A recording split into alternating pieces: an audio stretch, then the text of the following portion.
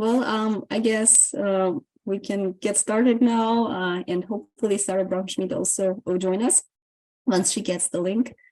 Yeah, I was not sure if she had it already or not, so we just got it. So hi everyone, and welcome to our webinar. I'm so excited to see familiar names and so many people join. So that's great.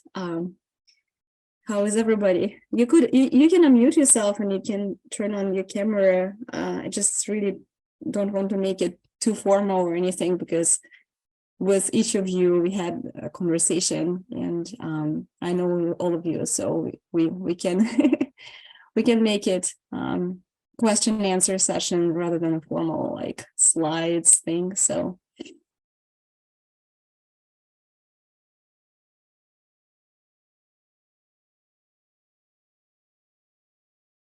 okay, well, it's okay if you don't feel comfortable. Hey, well, so I guess you all received offers, and well, congratulations. That's very exciting. And that's not a lot of people who did. So, okay. So this year we had many applications, and it will be the second year that our program exists. So you each have a preferred advisor, and when you received an unofficial welcome letter from me saying that you're going to be admitted, so you also heard that it's not 100% guarantee that you're going to be in your lab. So it's just a requirement to send something like that to admitted students, because that is really true. It's not 100% guarantee, but it's very highly, it's a really high likelihood that each of you will be in the lab that you was like with the professor who we interviewed. So we just want to keep it flexible just in case there's a lot of students for one lab, and we need to do something to not overload the advisor. So that is the only reason, but you shouldn't worry too much about not getting in with your advisor. So that's, I just wanted to clarify. So yeah, I guess not sure if well, I really hope Sarah will join, because she's one of the heads of the cognitive area, and some of you interviewed with her, so she's also one of the advisors for the program. So I really hope she can get the link in time and join. But if not, we can just discuss whatever I have on the slides, and if you have any questions too. So yeah, that was a little welcome from her. She has 4 kids, amazing children, 4 boys. Yeah, and she does research on language and perspective taking and memory, and she has a few other areas of research, so she mentions them here. Brain injury, she collaborates with a different lab, and social media, conversational process, theory of mind.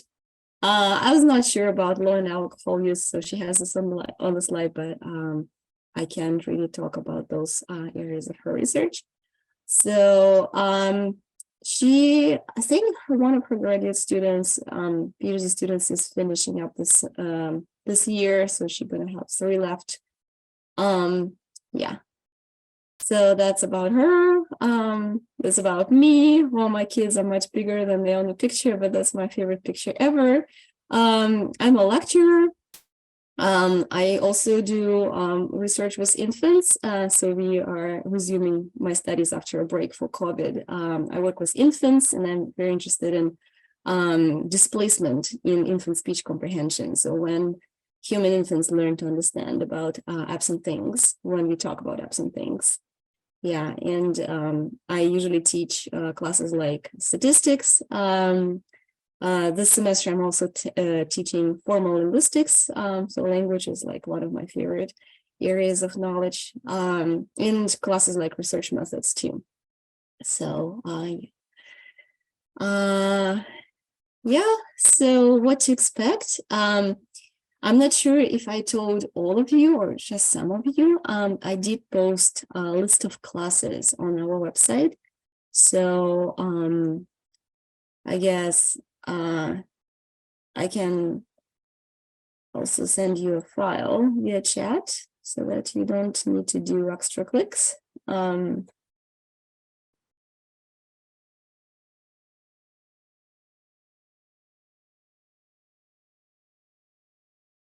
Yeah, so you should be able to access a list of classes in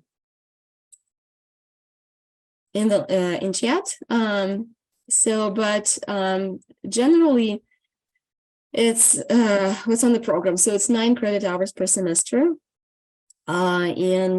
Typically, so I say typically because there are exceptions. It really depends on what your plans are, what your goals are for the program. But typically, our recommended curriculum is that you take stats classes in your first year. So stats in the first semester and the second semester. Then you take a core class in psychology each of the first 2 semesters. And then you spend some time working in your lab, getting acclimated to the research that's being done in the lab. Yeah, you can start your own study, or you can join a project that is currently going on in your lab. So that really depends on your goals, your preparation, and what's going on in the lab, your advisor too. So, and then, so first year research ends with a presentation. So at the end of the year, you're gonna make a short, maybe 10-15 minutes talk to our area and to other students, just saying what you will have been working on throughout the year. And the second year, you take electives, and those electives can be really anything that you want. Yeah, so you can also take classes not from our department, but from a few affiliated departments. Like we have another art psychology department that the Arts and Sciences College. So they have a lot of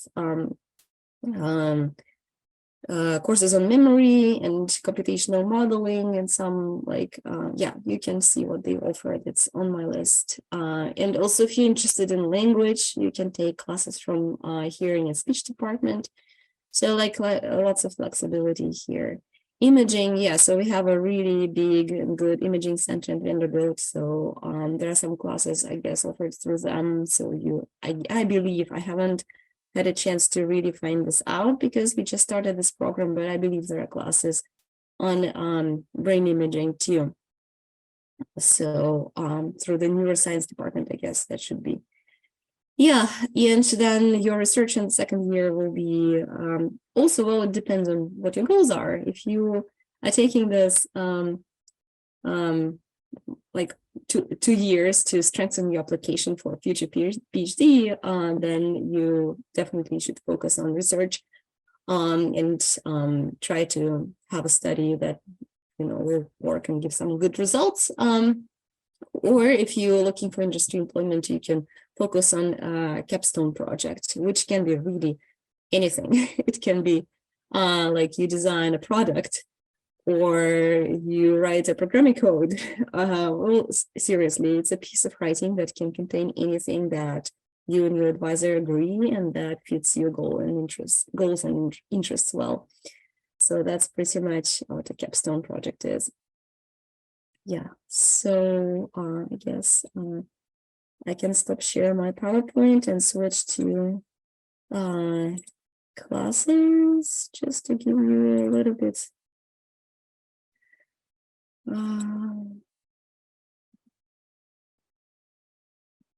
Yeah, so here's a list.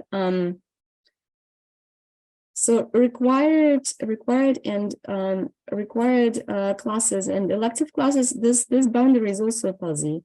There are a few that we recommend, but if you're really interested in something that is only offered that semester and then the professor is leaving or something like that, so you definitely can switch the order. You can take something else and then, for example, delay stats to the second year. So that should be really flexible. So, yep. We also thinking about adding a 1 credit hour program for the first semester so that you all have something together. It's not really worked through yet, and it's not decided upon yet. So it's just left as a possibility for the next semester, next next year, that when if you decide to come here, you're gonna have that first semester here at Vanderbilt, and that can be one of the things added to the first semester. Yep. So I also want to mention to you that we have a really strong quantitative area of the department. Several professors who actually do research in the area of statistics, and for that reason, we have a lot of advanced statistical classes offered, and some of you will need an IntroStat class, definitely. So we will recommend something from a lower level series. But some of you have stronger stats backgrounds and you can take something more advanced, and we can discuss which of these wonderful classes you can sign up for. You can also ask professors for syllabi and see what exactly they're going to be covering in each class to decide. Yeah. Yep. So yeah, and then you can find a long list of classes that can be offered at alternate years or every year at different departments. So pretty much whatever fits your goals you can take. Yeah. So there's also computer science class here, neuro class from other departments. So yeah. Let's see. Yeah, I'm gonna reshare. I have a few things on the slides that I wanted to mention to you, and then I will listen to your questions. So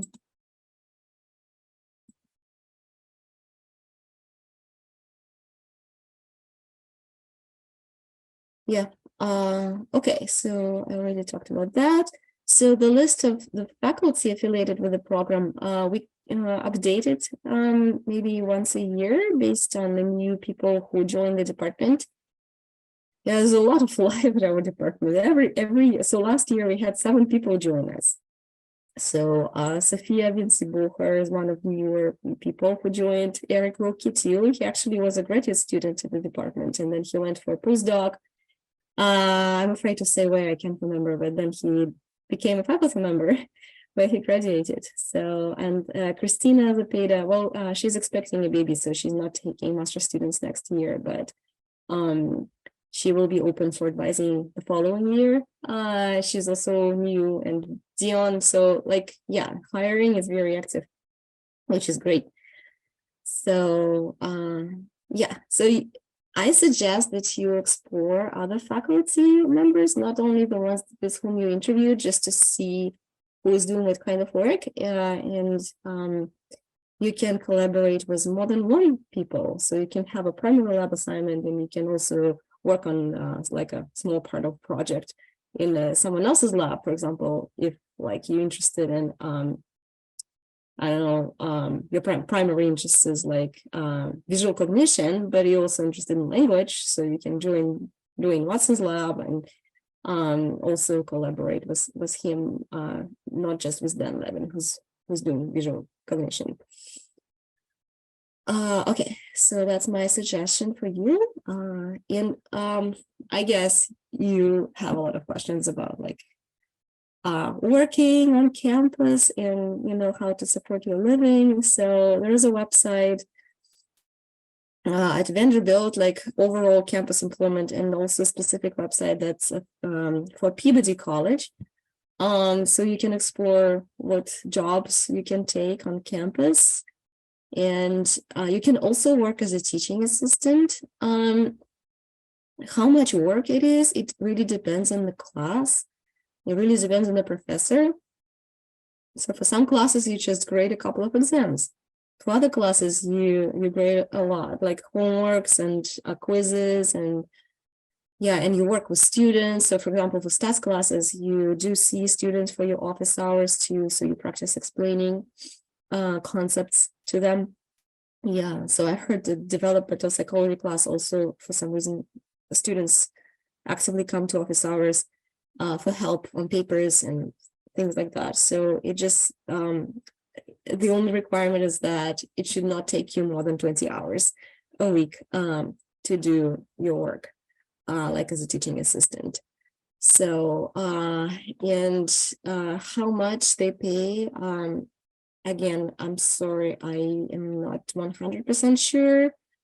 I think that's about $17 per hour, but you can find out if you contact Ellie Armstead. She knows about employment. Yeah, and yeah, so teaching assistantship is like, it's good not only for like getting some money, but you can also put it in your CV that you have this teaching experience. You can also give a guest lecture if the faculty member who you're assisting allows you, and you can also ask for a recommendation from that person. So that's just more like a strategic thing. Yes. I guess that's pretty much it as for like the information. There are like a couple of students, a couple of slides on students, and some pictures. So pretty much, yeah. So yeah, I'm gonna stop sharing slides, and yeah. Do you have any questions? I have a question. When I submitted my application, I had like a preferred professor that I wanted to work in his or her lab, but I'm just asking if there's a possibility for me to like explore other possibilities when I get into this school. If I can like get familiar with other people's procedures a little more and maybe have like a different choice by then, is that still be available? Absolutely, absolutely. Yeah, so that's you guys are accepted at the department, not at a specific lab. That is the thing. Yeah. So most people interviewed was a particular person who we thought that it was the best fit. But of course, you can choose a different lab. And so if we add this ProSem that I mentioned, like 1 credit hour seminar for all of you, so one thing that will be happening there is that our faculty members will be coming with like short talks about the research projects that are in their lab, and like just a little presentation about their labs, so that you can choose. Yeah. All right. Thank you so much. Yeah, so there's a question in chat from Mary. Hi, Mary. So can assist us with PhD program application. We'll be able to get this. Yes, of course. Yeah. So that's a really good question. So PhD application, like it's a big process. It's a lot of different things. So statement of purpose is like one of the most important things. And getting help with writing a statement. We have a great writing studio at Vanderbilt. So, and you can also ask help from, I don't know, like from anyone with whom you build good relationships in the department. So that's like one thing. Then recommendations, of course, you will need to ask for letters of reference from faculty. So that's I'm not sure if you this is what you mean by help. And then another thing I have to tell you is that this master's program is not a gateway to our PhD. So you have to, if you apply to PhD like at our department, you're not automatically accepted, right? So because it's a separate competition. So people will already know you, and that's a great advantage, but you will still be competing with other applications, with other applicants.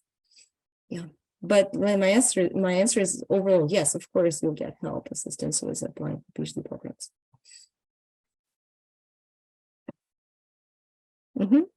Yeah, great questions.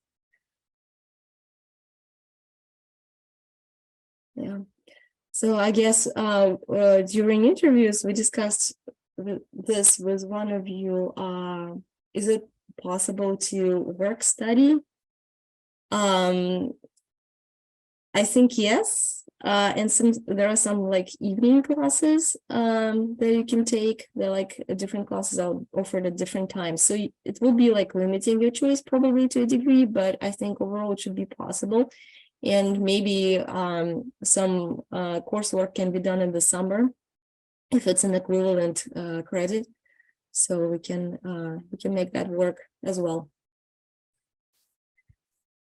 Yeah. Other questions? Hello, I have a question. Yeah. So, Mhm.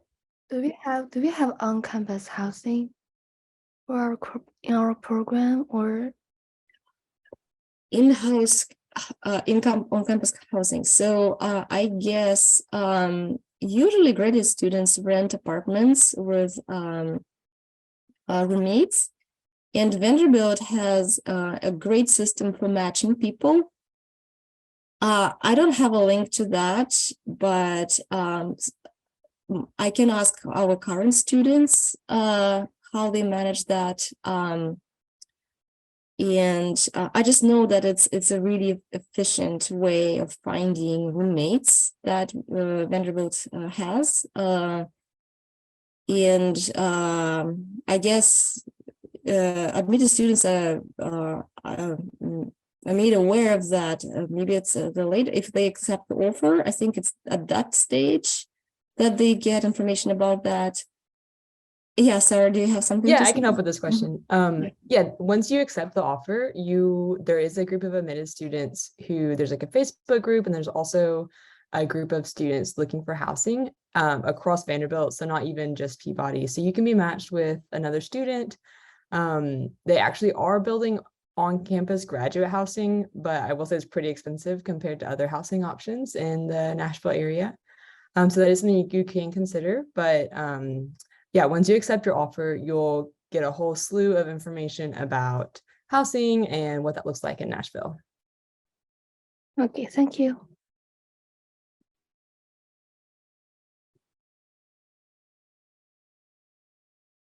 Thank you, Sarah. Yeah.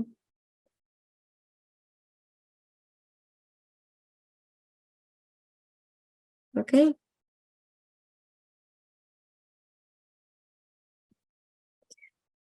So if you have more questions, you can always email me, and also our current graduate students. We only have 4 this year because we launched the program last year. So we have 4 amazing students, and they told me that they're very open to having the email shared with all of you, and they can answer other questions, whatever you have like specifically for them.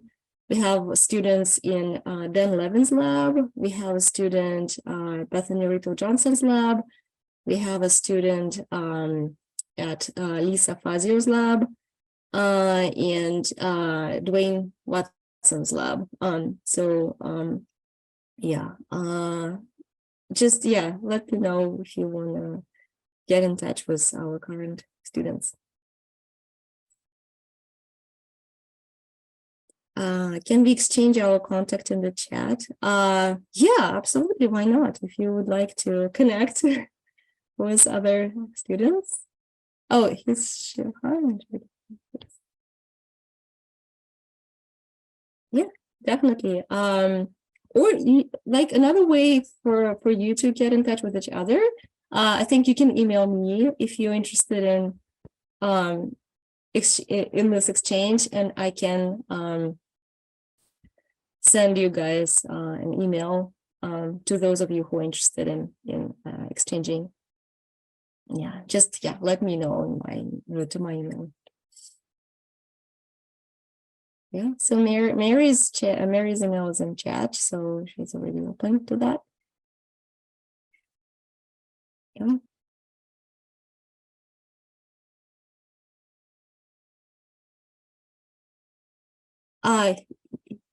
Yeah. I can send you guys emails of our current graduate students with the names and lab affiliation, and you can ask them questions. Yeah. Yeah. Well, I can tell you this year was I think was good. We had bi-weekly meetings with the current students instead of this pro seminar that we can set up for the future, an official seminar. Those are great students, and we had a really great community, and they also I met them at a park. I was running there and I saw all of them walking together, so that's kind of already built a company. So that was something that I wanted to mention to you. It's a really friendly atmosphere.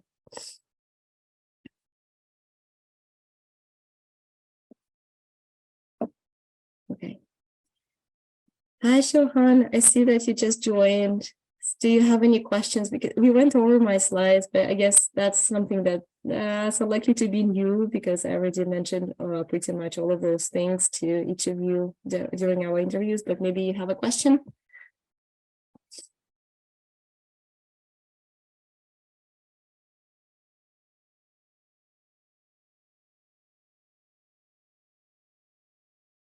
Thank you, everybody. I think it's a lot of emails joined, so yeah, shared. No questions?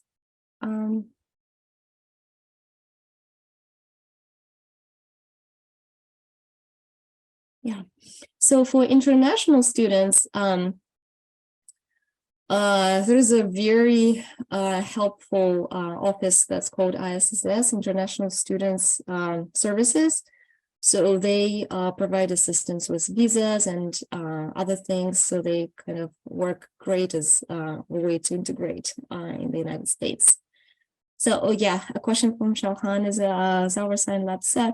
So with the Sign Labs, it depends on how many students each advisor will get when you all make your decisions. So most likely you will get your first choice, but I need to leave some room for flexibility just in case 8 people want to work with one person. We need to do something, right? So not to overwhelm the advisor. In that case, we're gonna need to find someone else for people who are more open.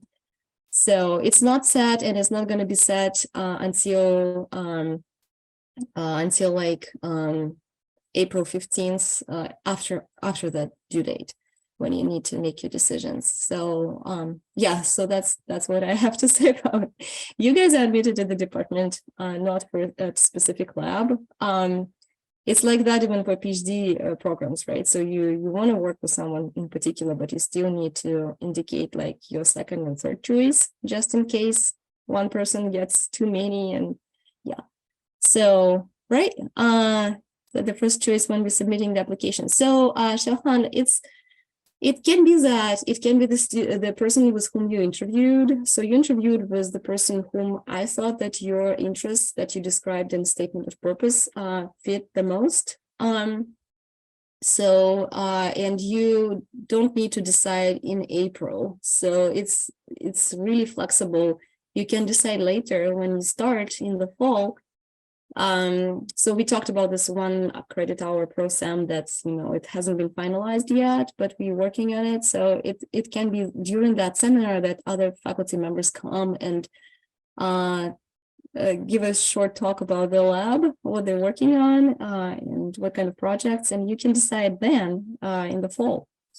So there's a lot of flexibility, and if you want a particular person, we'll do everything we can to make that work, okay? Hi, you. So is one more person joined? You. Hi. So yeah, we just already in the question and answer stage. Yeah. Hi. So, do you have any questions? I'm glad to see you.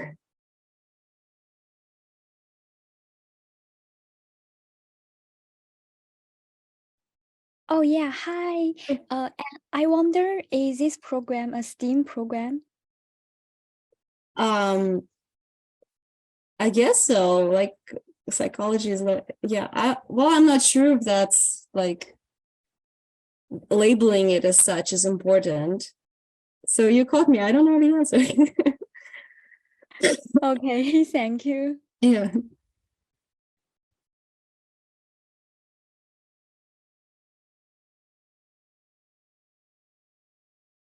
Sarah, would you categorize cognitive psychology in context as STEM? I'm guessing you're asking because of visa reasons, if you'll get like the extra year or whatever, if it's a STEM one. And I want to say it is, but I'm also not a 100% sure. It should, I would think it would, I was trying to look that up on the website real fast and to see if it was classified. 'Cause I know in this last couple months, actually, they've made a couple of changes with programs. Like I know they made the International Education Policy Management Program into a STEM program for the visa issues. And so I want to say that this is a STEM program, but I'm sorry, I don't know for sure if it is or is not. Oh, great, thank you. Because I'm an international student, so I really want to know the answer. Thank you so much Right, for and your. I'll keep looking while we're on the meeting and see if I can find an answer for you. Yeah. Yeah. So this office, I mentioned it to you, ISSS, Yes, international students, they would definitely know. I will put it in chat. And maybe I can also Google a link. I can find the link for you. If you Oh, want. okay, okay, Yeah. okay. Thank you.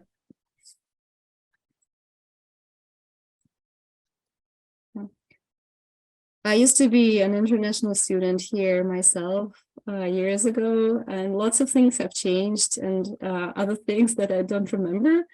So yeah, this Office ISSS would be a good source. I just remember overall impression they were so helpful with visas and other things that are not like clear right away to international people.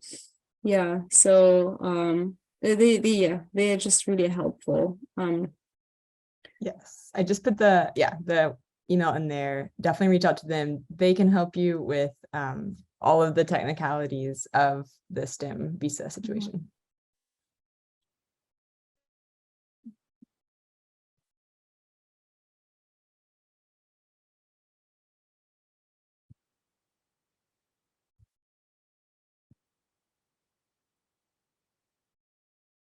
One last thing, if you have any other questions after this meeting ends, definitely feel free to reach out to the Office of Graduate Admissions at Peabody or the Peabody Ambassadors, because they are current students who can help answer your questions about life in Nashville or finding housing or, finding a roommate or that kind of stuff. Mhm. Yeah. I will share our current students' emails with you because they all agreed for me to do so. And also one student from China, Shinran Wang, she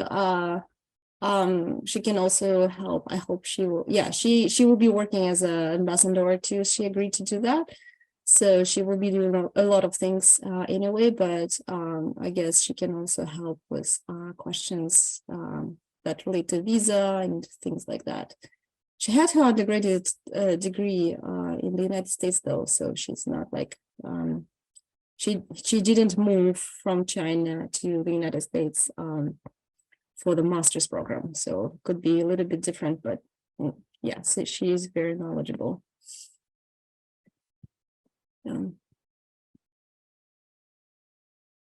Okay. Any other questions?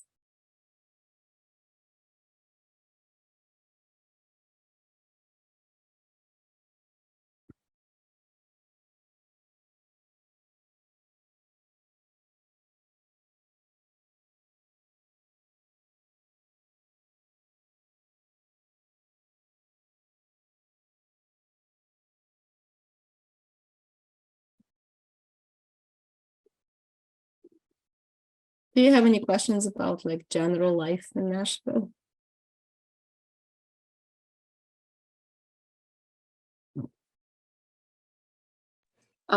Just about that, I actually have a question. How is the political climate and inclusivity look like in Nashville? Because I went to Oberlin College for undergraduate, and it's a very progressive school. So I'm just curious about how is Vanderbilt and Nashville like in that regard? Yeah, so I can't say about Nashville in general because I'm familiar with just two main areas where I live in the campus, but on campus, it's so much effort is being put into making and building a diverse community. I've served on the department EDI committee. We have one at the college level too. So student body has become so diverse. We have like my classes, like it's people from everywhere, all sorts of ethnicities, and I love it. It's just, yeah, I think it's really like conscious effort is being put on. We have seminars, like we just had that one Friday about African American students and how to make them feel much more integrated and much less, I don't know, like, well, just, teaching tips for faculty how to make that happen.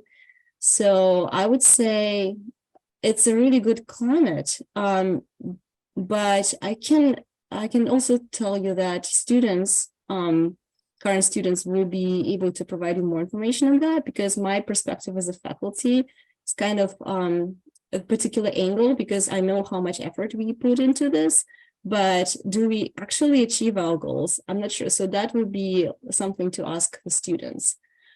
Yeah. Okay, so Sarah, do you have anything to add to this? Yeah, I would agree with your assessment. I think it is, I think Vanderbilt's really diverse, and I think there are so many opportunities to get involved with different groups or affiliations. And I went to a different diversity lecture on Friday, and it was with a professor from Korea who was talking about her work in the United States, and that was really interesting.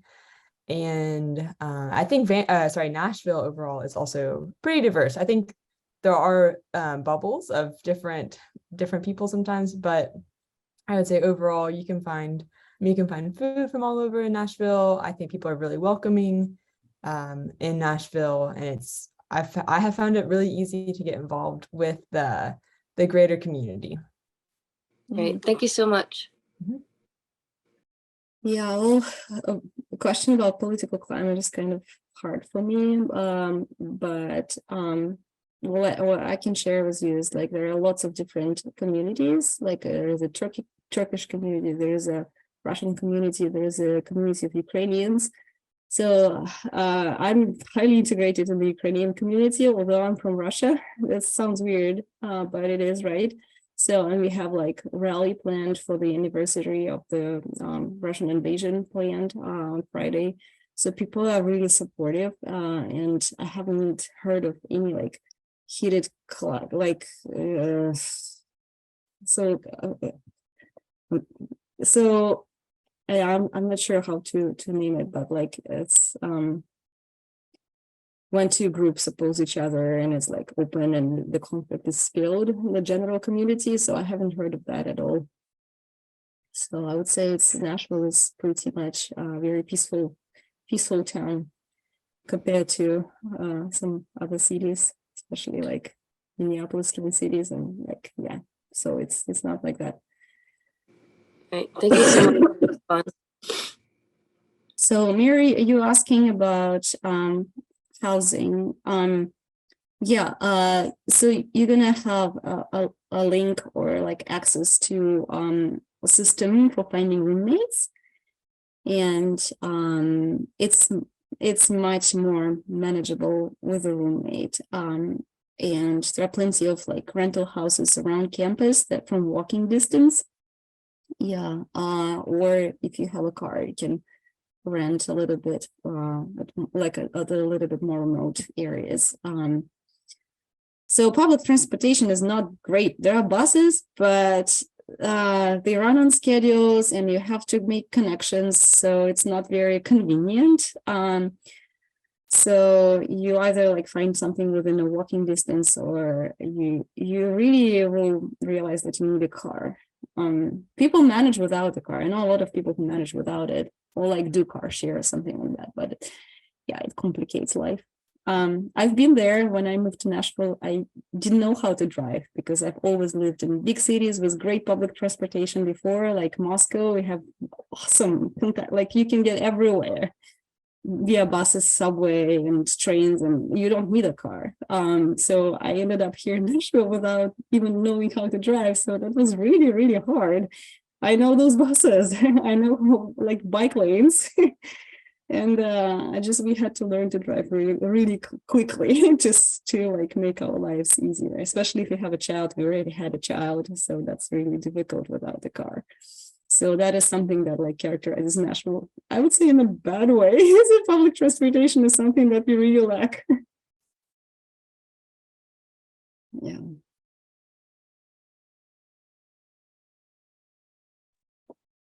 Hi. So I have another question. And so what's the general climate in Nashville? Like the weather? Weather. Yeah, so it's really hot in the summer and humid.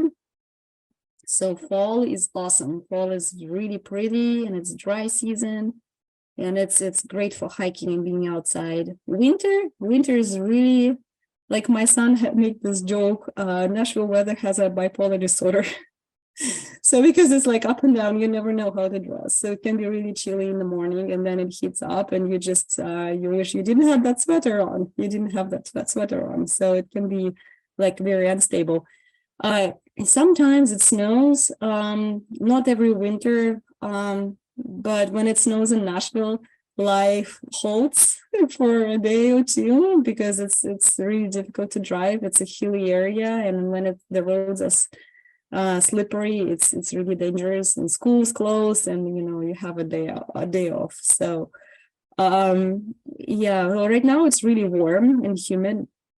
So it's more like it feels like spring. So in the spring, it's lots of rain.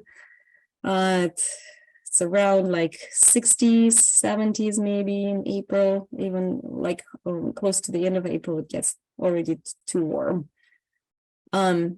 Yeah, so it's pretty much, yeah, that's the climate that it took me a number of years to get used to.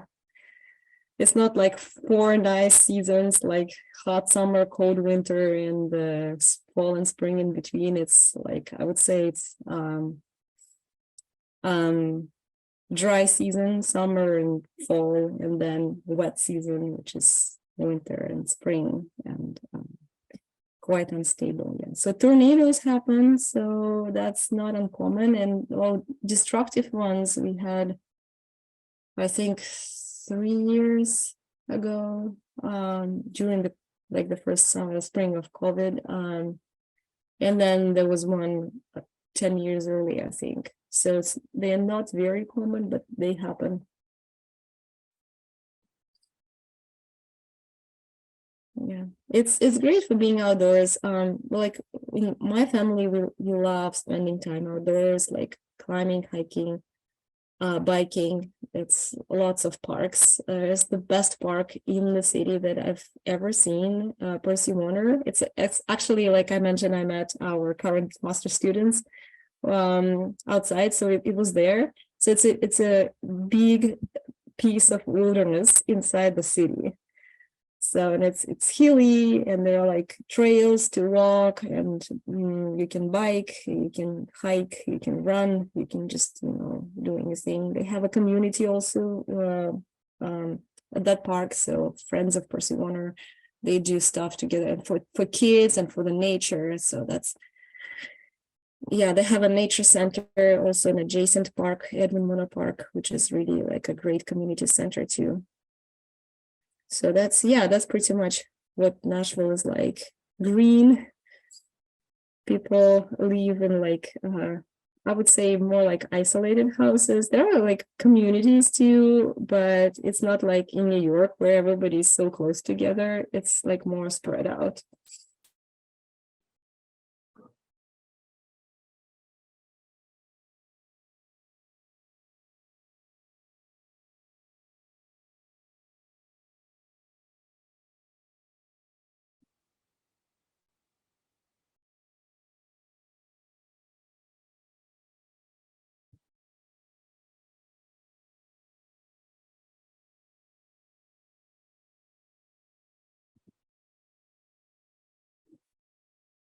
Okay, do you guys have more questions?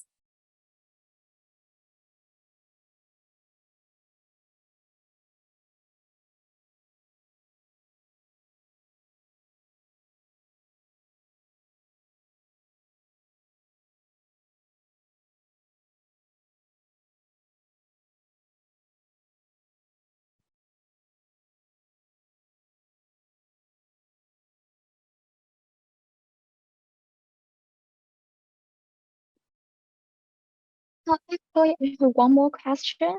Mhm. Because I've noticed that each student will collaborate with one faculty member, and I wonder, is that the faculty member only taking responsibility for our dissertation, or we can get involved in several research projects at the same time?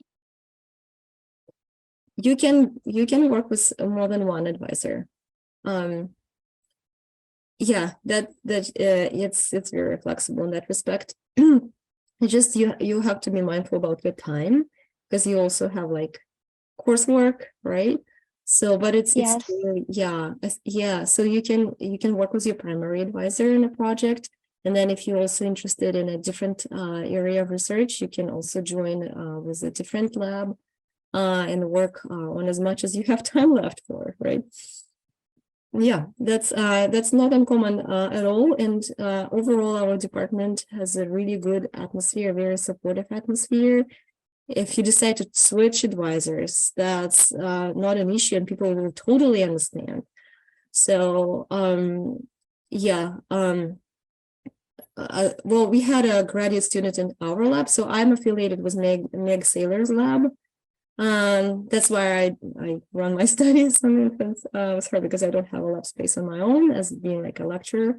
So, and we had a graduate student who started working with Dr. Saylor, and then he was also interested in language in adults, because Meg Saylor is like she focuses on children, like preschoolers, school age, like kindergartners, and like I work with infants. So, but that person, Nick, he was also interested in adult language, and he joined with Dwayne Watson's lab, and he ran some studies with him. So he kind of collaborated with two faculty members at the PhD program level, right? So at master's program, it doesn't have to be very different, right? So you still do research in the lab if you want a future PhD, right? So yeah, that's pretty much very flexible. You can do whatever. Yes, that's pretty clear. Thank you. Yeah. So yeah, I also I think I mentioned, so we've been meeting with master's programs throughout the year, like bi-weekly, just with me, and our meetings look like we brainstorm for solutions for each student's research project, and I think it was very, very helpful to like they mastered and practiced talking about the research questions and study designs, and also like together as a group we brainstorm for how to make the design better. So you get like external help on your projects too, not necessarily from your advisor. Then we also have this weekly forum, which is called Cognitive Science of Learning and Development, CSLD. You sign up for that like to attend for 0 credit hours, so it doesn't take up your like class credit or research credit, and it's talks that all kinds of people give on a weekly basis. It's like hour-long talks, And graduate students present their research there. Invited speakers present their research there. Faculty members talk about their research there. And so our current 4 master students will also give their end of the year presentation on that forum. And that forum can also be helpful in terms of like brainstorming for solutions. If a study didn't work, I mean, if you didn't get the results that you were hoping to get, right? So you still give a talk, you like provide some background, talk about your design and talk about your findings. And if something didn't go the intended way, you get help from the audience. Like, what about this? Could that have happened? Or did you think about that? Or maybe you have a confound here. And so it's like, it's more like a forum where you can also like get feedback on your research projects and, you know, use those ideas in the future. Yeah, so we also talk a little bit more about why we started this program last year. Yeah, I don't know. It's been in the air for a long time, for many years, that we need a program in cognitive psychology. We have one at the PhD level, but we do not have one at the master's level. We have 2 other master's programs. The oldest one is child studies with 2 tracks, research and applied track. We also started a quantitative methods master's about 7 years ago. I'm not wrong, like 6, 7, like a number of years ago. But we didn't have one in cognitive psychology. So, and we just like students have been asking, like, we want something like that. And we have a really good cognitive area, like lots of faculty who do research in the area of cognition. So we decided to build together a program. So I was not involved at the stage of building it. So I joined to help oversee it. Yeah, so as a director, I joined later. So I may not know a lot of details, but this is what I know for sure. So there was a need, and why we started only last year is just because it was a lot of inertia, and it's really difficult to launch a new program. There was so much work involved to make a curriculum, to build connections, like what classes we can offer, and yeah, how it's going to look, and do we have spare advising resources to take more students, because each of the faculty member has like a PhD student or more in child studies. Yeah, so it's a lot of thinking, a lot of preparation that took more than 1 year for sure. Yeah, does it answer your question? Yeah, so Sarah Brown-Schmidt and Dan Levin, those were 2 people who were involved at like making it from scratch.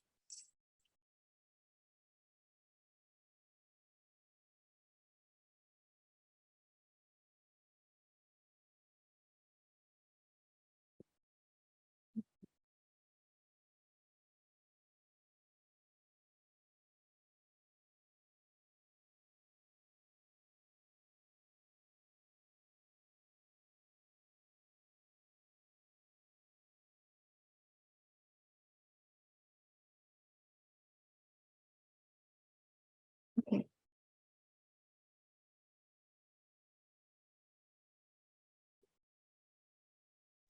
May I make one last plug? Sarah, did you manage to find out if we use STEM or not? No, so that's with the official like admissions people, and so that's just like admissions at vanderbiltpeabody.edu, because they're the ones who handle all the visa information, and so I don't deal with that. But I did want to do one last plug and say that in the next couple of weeks, as admitted students, you will have all received emails talking about the Peabody Spring Preview, and there's an online version, there's an on-campus version. And so I really encourage you to attend those if you can, either the online or the on-campus, because there you'll have like a full day of information and breakout seminars that you can, and then you'll be connected with other, graduate students. And it's a really good way to kind of learn more about Peabody and see if it's a good fit for you. And I'll throw in the admissions email in the chat, so that way that's who you can contact for the STEM and visa questions. Yeah, thank you. That was really helpful. Yeah, I just realized that I never mentioned our Korea Center. Also that. Yeah, our students actually engaged with them. And they get advice about where to go next and how to use this program. Yeah, so Korea Center, they were also very helpful. Yeah. Okay.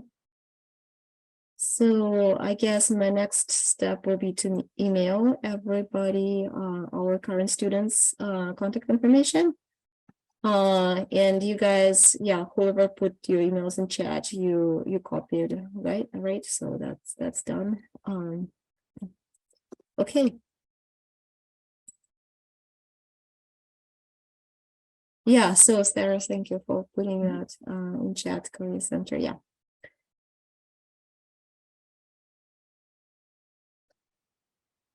Mhm. Yeah, if you have Thank any more questions, please reach out to peabody.admissions@vanderbilt.edu.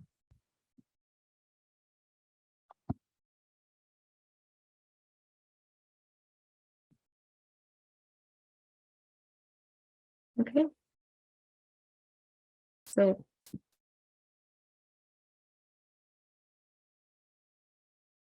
if you don't have any more questions, so maybe we've been doing it for an hour, so maybe it's time. And I hope to see you in the future.